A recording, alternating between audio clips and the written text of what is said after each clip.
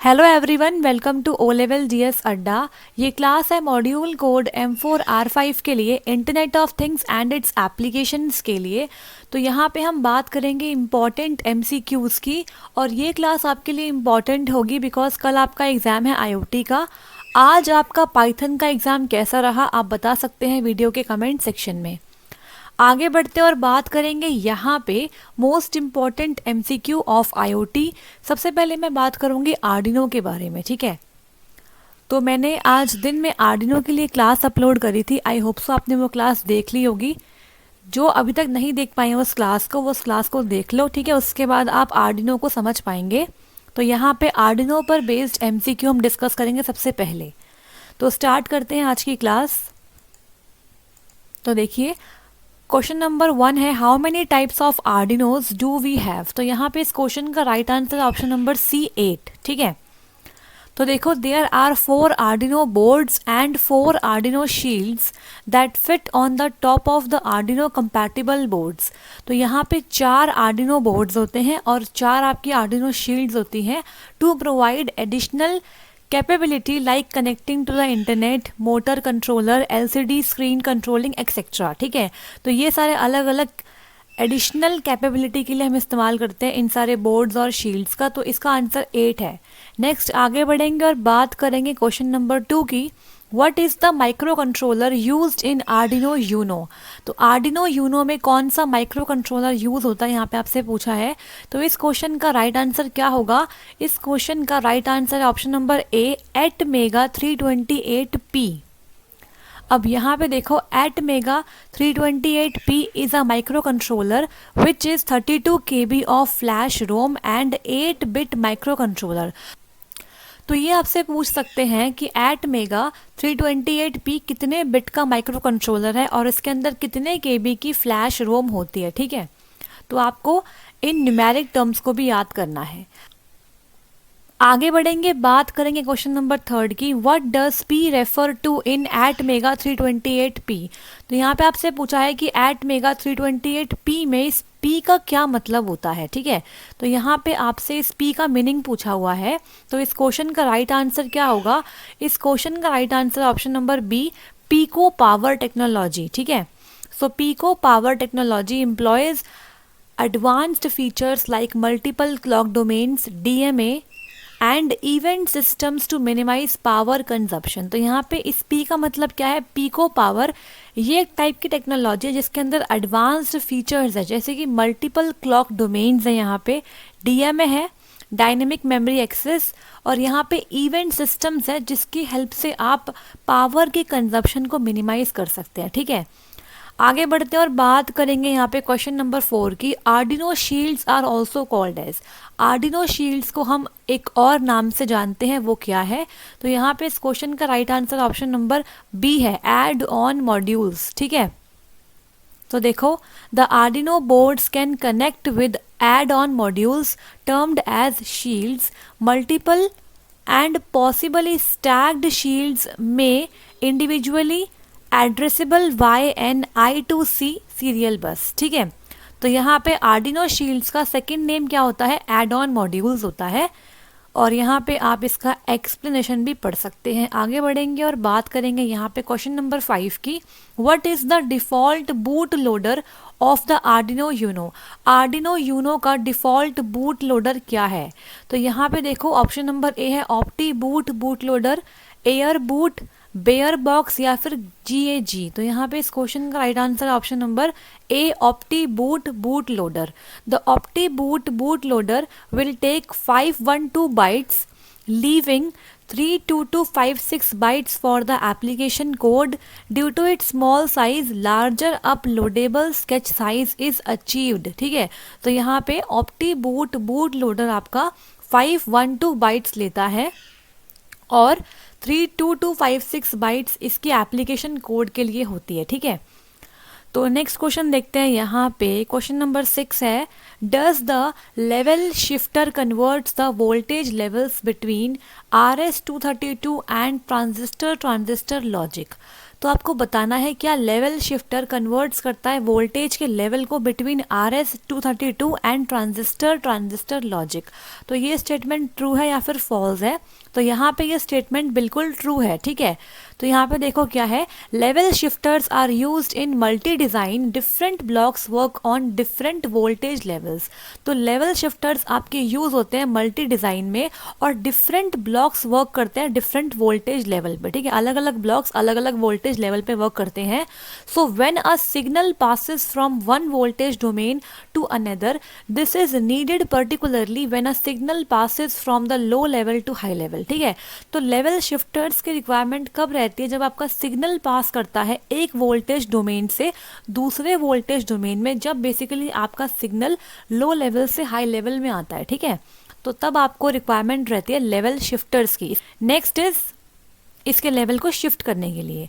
तो next is What is the software or a programming language used for controlling of Arduino? ठीक है, Arduino को control करने के लिए कौन से सॉफ्टवेयर या प्रोग्रामिंग लैंग्वेज की रिक्वायरमेंट रहती है? तो यहाँ पे देखो, असेंबली लैंग्वेज, सी लैंग्वेजेस, जावा या फिर एनी लैंग्वेज। तो यहाँ पे इसका आंसर है एनी लैंग्वेज। आपके सिलेबस में सी लैंग्वेज के साथ आर्डिनो प्रोग्रामिंग सिखाई गई है, तो यहाँ पे आप कोई भी लैंग्वेज का इस्तेमाल कर सकते हो। A program for Arduino can be written in any programming language for a compiler that produces binary machine code for the target processor, ठीक है। तो यहाँ पे क्या होता है, जो प्रोग्रामिंग लैंग्वेज होती है ना, वो आपके इंटरनली बाइनरी मशीन कोड को प्रोड्यूस करती है टारगेट प्रोसेसर के लिए। आगे बढ़ेंगे, बात करेंगे क्वेश्चन नंबर 8 की। Do Arduino provides IDE environment? क्या आर्डिनो आपको IDE इन्वायरमेंट प्रोवाइड करते हैं? IDE की फुल फॉर्म क्या होती है? इंटीग्रेटेड डेवलपमेंट इन्वायरमेंट, ठीक है। Integrated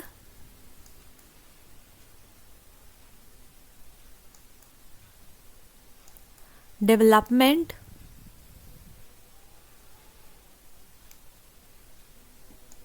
environment.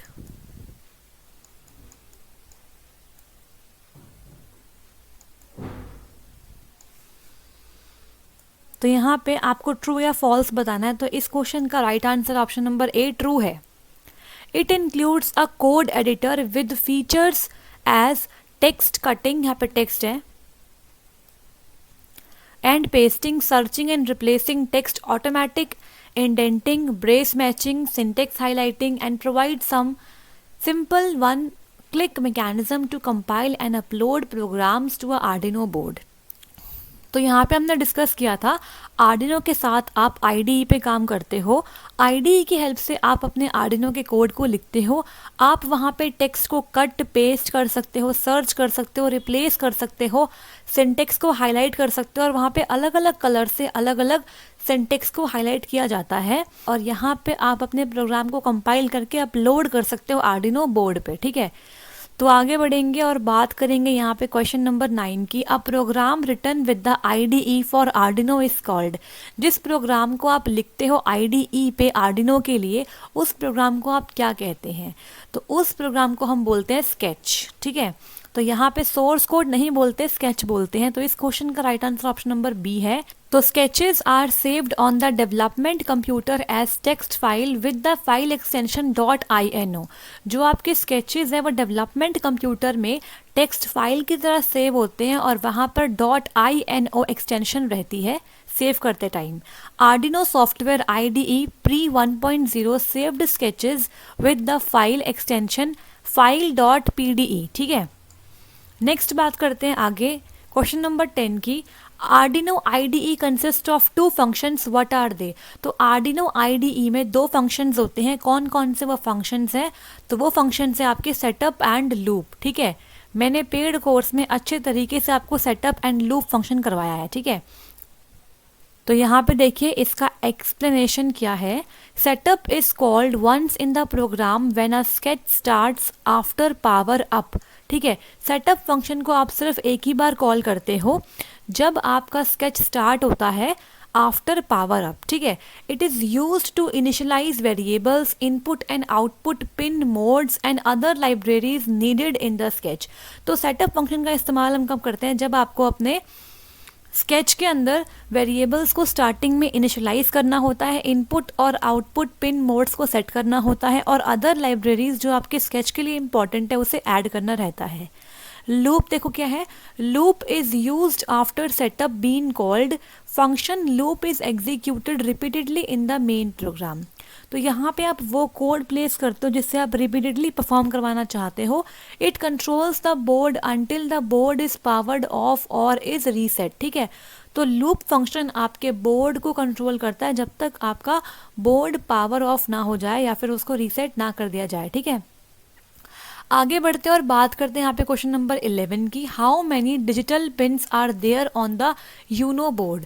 तो आपके यूनो बोर्ड पर कितनी डिजिटल पिन्स होती है, तो आपको यहाँ पे इसका आंसर बताना है। इसका आंसर ऑप्शन नंबर ए है, 14 होती है। ठीक है, तो यहाँ पे देखो क्या है, it has 14 digital pins, input output pins, of which 6 can be used as PWM output, 6 analog inputs, a USB connection, a power jack and a reset button and more. ठीक है, तो आपको इसका नंबर याद करना है। नेक्स्ट आगे बढ़ेंगे और बात करेंगे क्वेश्चन नंबर 12 की।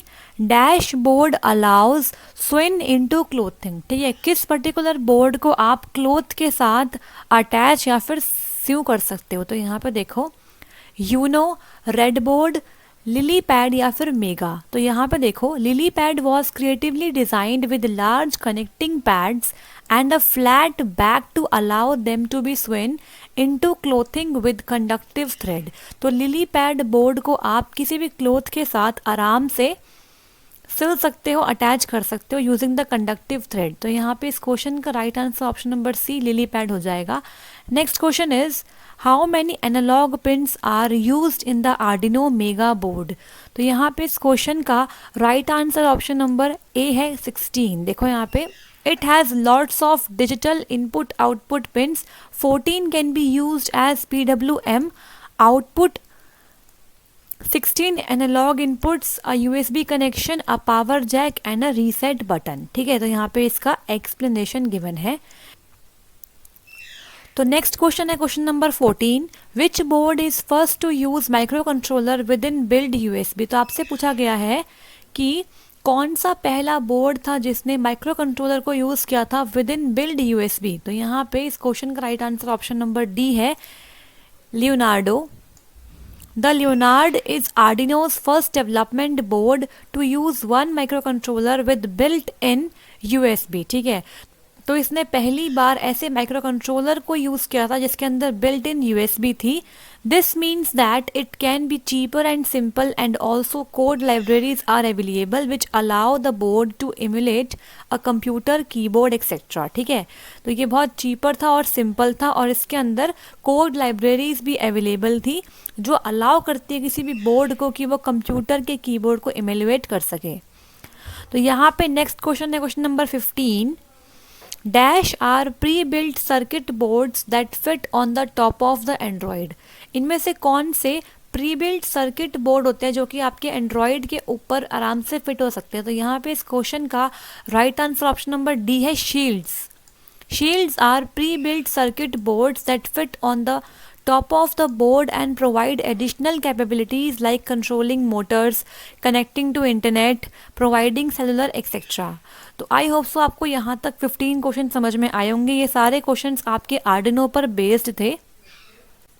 तो आगे बढ़ेंगे और बात करेंगे यहाँ पे नेक्स्ट सेट ऑफ MCQs के बारे में और बात करेंगे यहाँ पे माइक्रो कंट्रोलर 8051 पर बेस्ड MCQs के बारे में। तो क्वेश्चन नंबर 1 है, what do you mean by micro in micro controller. Micro का क्या मतलब होता है माइक्रो कंट्रोलर में। तो यहाँ पे देखो, distance between two ICs, distance between two transistors, size of a controller या फिर डिस्टेंस बिटवीन टू पिन्स। तो यहाँ पे इसका आंसर ऑप्शन नंबर बी है, micro means 10 to 6 which gives the distance between two element transistors which is called as micron technology। ठीक है, तो दो ट्रांजिस्टर्स के बीच में डिस्टेंस जो होता है उसे हम बोलते हैं माइक्रो। ठीक है, ये आपका 10 से 6 के बीच में होता है।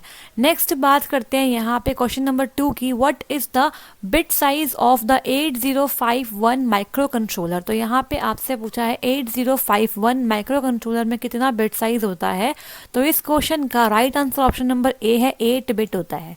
तो यहाँ पे देखो, it is an 8 bit micro controller which means most of the operations are limited to 8 bit only. मतलब जितने भी ऑपरेशंस है ना, उसमें से most of the operations 8 bit input data के लिए ही है। ठीक है, आगे बढ़ते हैं और बात करेंगे यहाँ पे क्वेश्चन नंबर 3 की, name the architecture and the instruction set for micro controller. आपको यहाँ पे आर्किटेक्चर और इंस्ट्रक्शन सेट बताना है माइक्रो कंट्रोलर के लिए।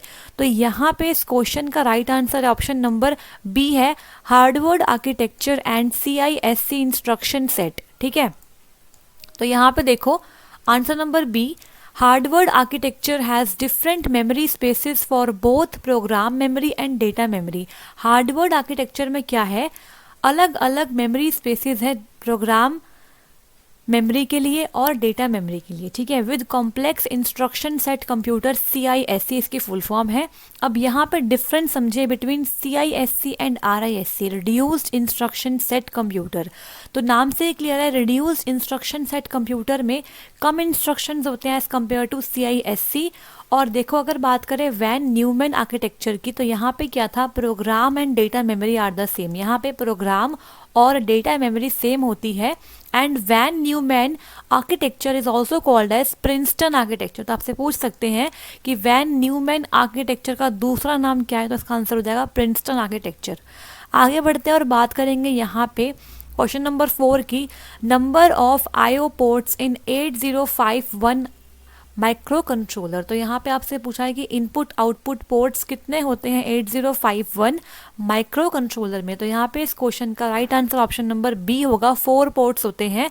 It has 4 ports with port 0 act as input output port. ठीक है, पोर्ट नंबर 0 आपका काम करता है as IO port and also multiplexing of address bus and data bus. ठीक है, port number 1 act as IO port, port number 2 act as IO and also like address lines की तरह भी काम करता है। Port number 3 acts as IO and also as external peripherals की तरह भी काम करता है। तो यहाँ पे 4 पोर्ट है, 0, 1, 2 एंड 3। ठीक है, आगे बढ़ते हैं और बात करेंगे यहाँ पे नेक्स्ट क्वेश्चन की।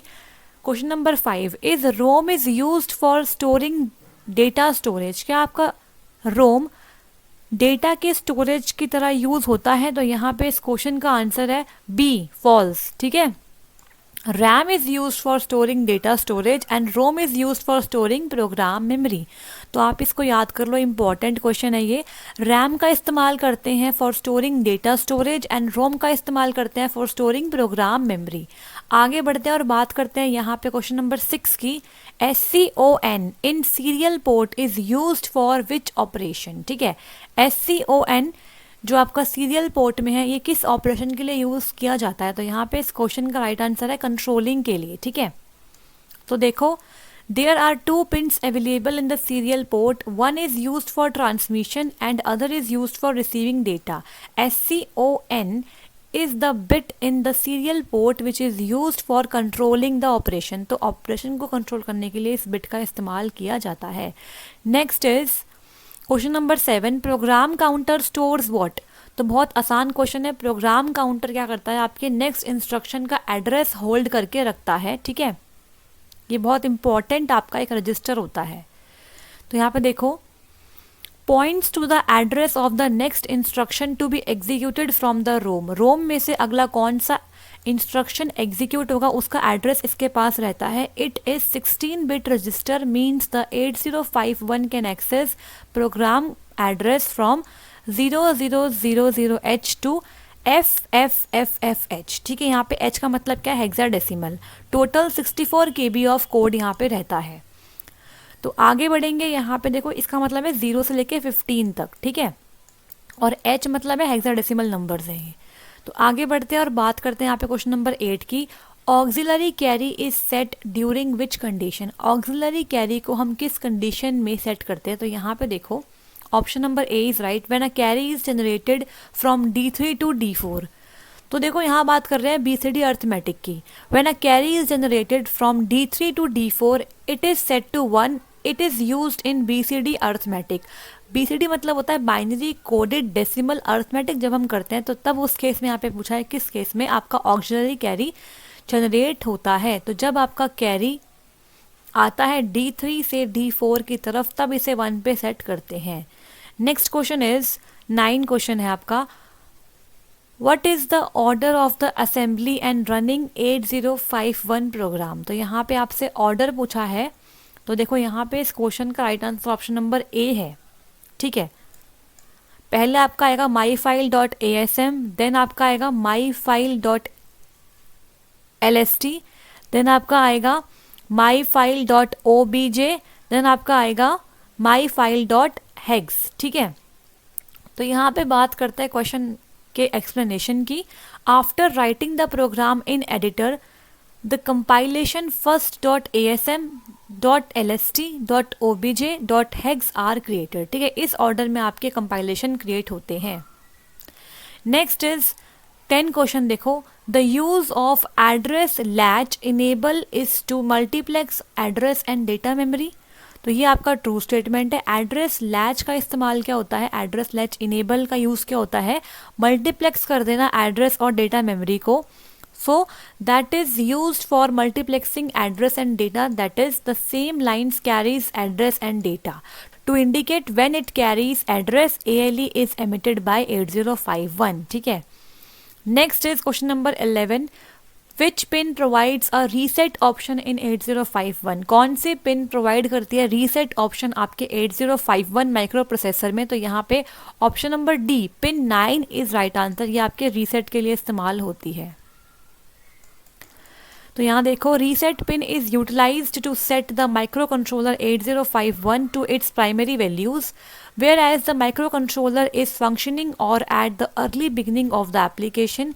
The reset pin has to be set evaluated for 2 machine rotations। ठीक है, तो आपको यहाँ पे याद रखना है कि ये वाली पिन किस काम के लिए आती है और आप यहाँ पे इसे रीड आउट कर सकते हैं। Next is question number 12। External access is use to permit. External access किस लिए होता है basically. So external access is used for the memory interfacing. External access input is employed to permit or prohibit outer memory interfacing.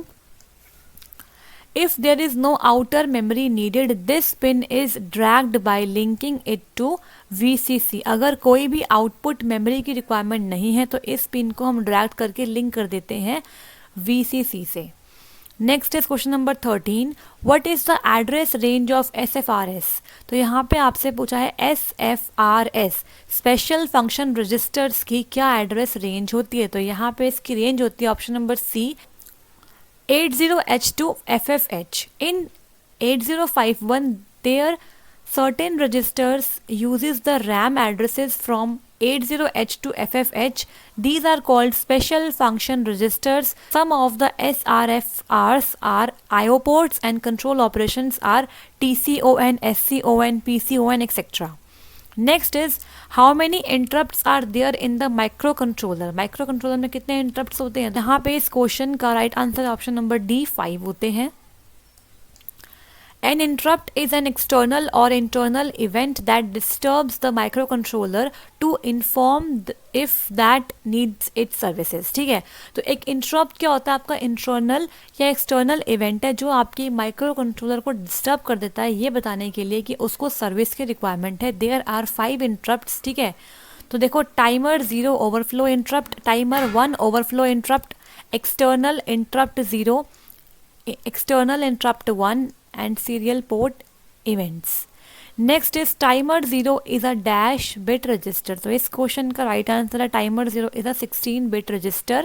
तो यहाँ पे देखो the timer 0 is a 16 bit register and can be treated as 2 8-bit registers and these can be accessed similarly to any other registers। ठीक है, तो यहाँ पे इसका आंसर 16 बिट होगा।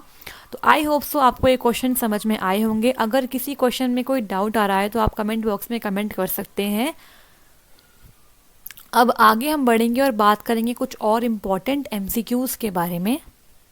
नेक्स्ट बात करेंगे यहाँ पे आईओटी आर्किटेक्चर पर बेस्ड इंपॉर्टेंट एमसीक्यू के बारे में। तो क्वेश्चन नंबर 1 देखो यहाँ पे क्या है,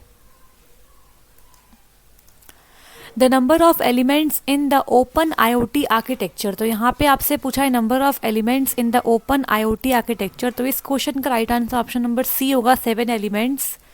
the 7 main elements are sensor, middleware, X, GSN, cloud data storage, scheduler, service delivery and utility manager, request definition, request presentation, configuration and monitoring। तो ये आपके 7 एलिमेंट्स है of open IoT architecture. Next question is question number 2, global sensor network is built for. Global sensor network को किसके लिए बनाया गया है? तो देखो यहाँ पे इस क्वेश्चन का right answer option number A होगा, reducing cost and time for development. GSN is developed on the observation that most of the requirements for the application development sensor network are the same। ठीक है, तो देखो यहाँ पे इसकी explanation included है। Having each sensor network development using its own custom software not only increases the cost but also takes time for development and deployment। ठीक है, तो इसीलिए GSN को डेवलप किया गया ताकि आपके डेवलपमेंट की कॉस्ट भी कम हो जाए और इसका टाइम जो है बनने में वो भी कम हो जाए। ठीक है, तो आगे बढ़ेंगे और बात करेंगे यहाँ पे क्वेश्चन नंबर 3 की, one of the main characteristics of linked stream data is live streaming. तो यहाँ पे ट्रू है फॉल्स बताना है आपको। तो ये बिल्कुल ट्रू स्टेटमेंट है। Most of the data on the web is from sensing devices. ठीक है, जो वेब पे मोस्ट ऑफ द डेटा है वो आपके सेंसिंग डिवाइसेस नहीं निकाला है।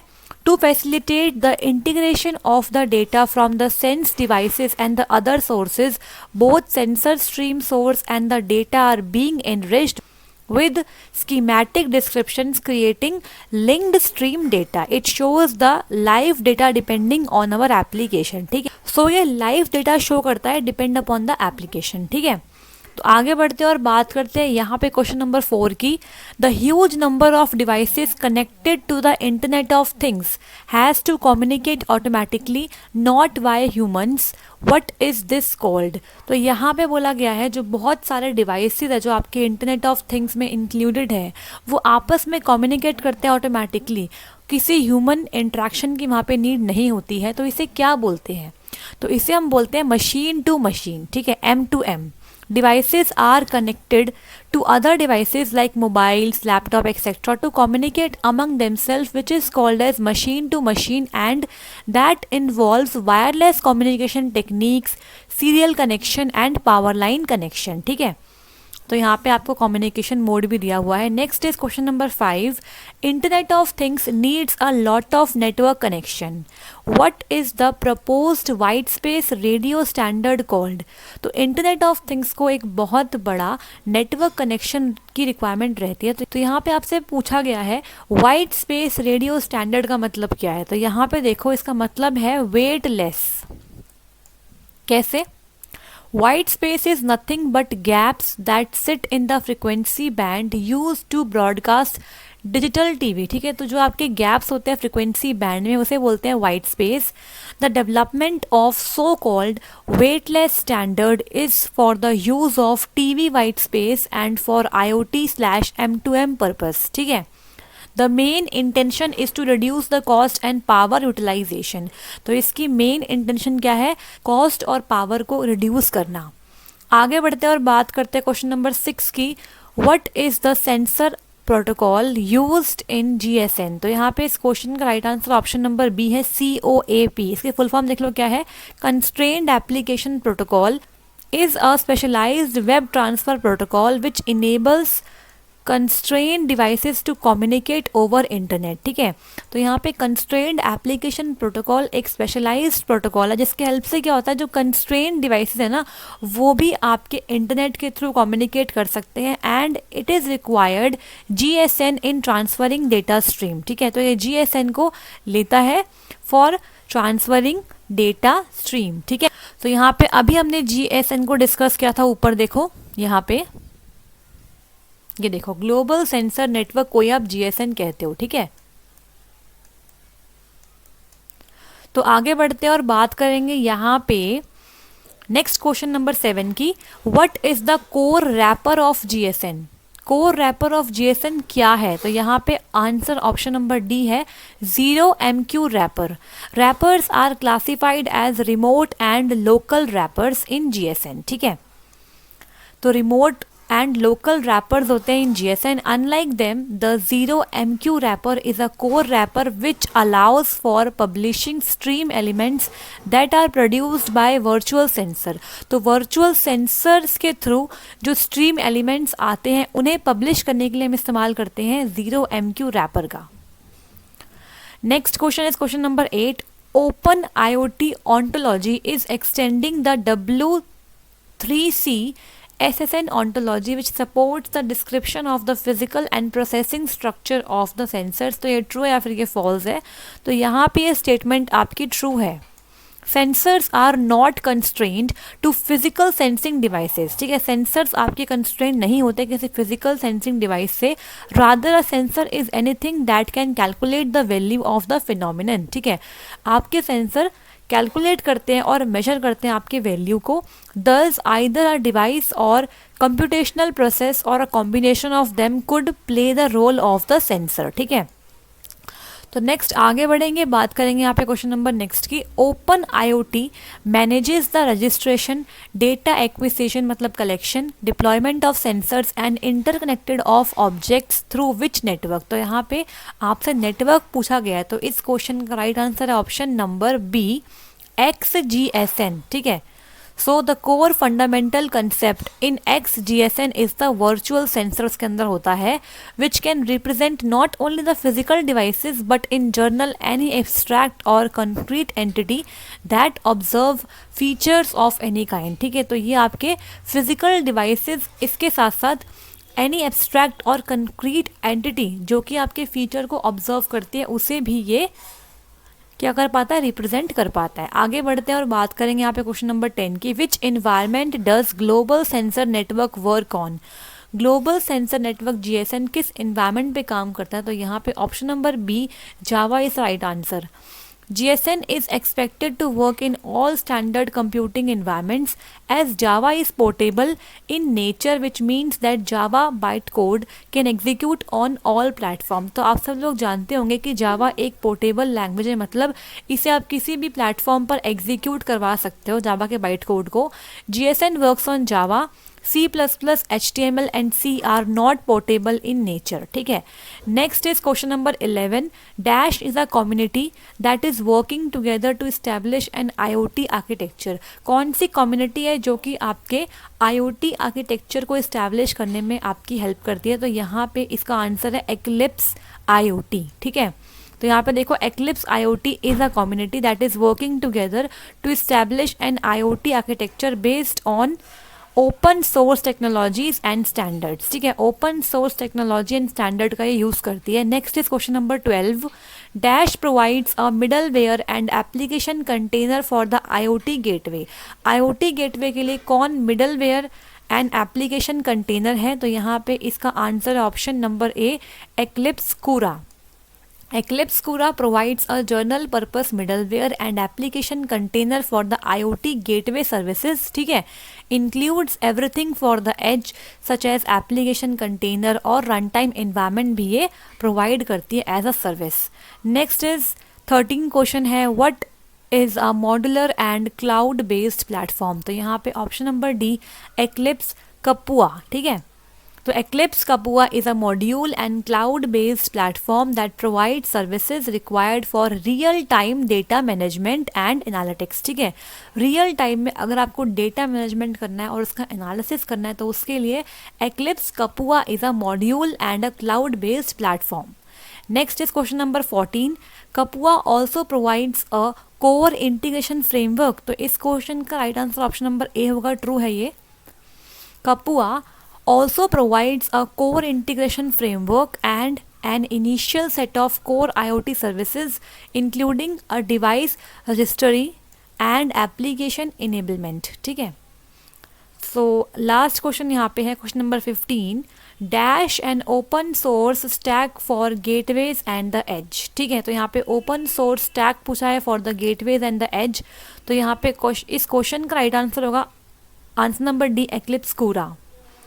Eclipse Kura, an open source stack for gateways and edge, and Eclipse Kapua, the first open source IoT cloud platform। तो आपको इन दोनों को याद रखना है।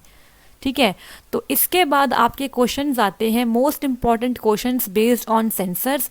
तो ये सारे क्वेश्चंस मैं डिस्कस कर चुकी हूँ एक क्लास में पहले ही। ठीक है, तो आई होप सो आपने वो वाली क्लास देखी होगी। यहाँ पे हर एक सेंसर से एक एक क्वेश्चन इंक्लूडेड है। ठीक है, जैसे कि देखो, which devices measures the pressure for gases और लिक्विड्स। तो यहाँ पे इसका आंसर होगा प्रेशर सेंसर। ठीक है, तो मैंने ये सारे क्वेश्चन डिस्कस कर दिए थे। इसकी पीडीएफ मैंने अभी तक नहीं दी थी, तो मैं आज ही इसकी पीडीएफ कंबाइन करके दे दूँगी इसके साथ। ठीक है, तो आई होप सो आपको ये वाली क्लास अच्छी लगी होगी। ये क्वेश्चंस आपको हेल्प करेंगे। ठीक है, सेंसर्स वाले क्वेश्चंस जो मैं आपको दिखा रही हूँ ये भी आप अटेंड कर लेना, एक क्लास में मैंने लिया था ये सब। सो अगर आपको ये क्लास अच्छी लगी तो लाइक कर दीजिएगा, शेयर कर दीजिएगा एंड सब्सक्राइब कर लो O Level GS Adda YouTube channel को। And all the best for tomorrow. Thank you so much.